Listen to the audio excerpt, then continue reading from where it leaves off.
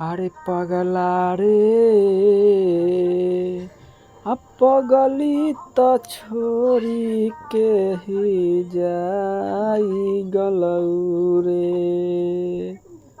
अब पगला त कहते रहल समाजनु रे।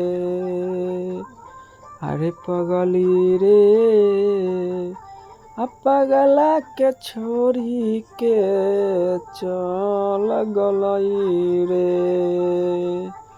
आ तू हो ना जनलही तही आ देखी के ही पगला के का होतइनु रे। अरे पगली रे आ तोहरे करनवा पागल बनलइनु रे। अरे पगला रे।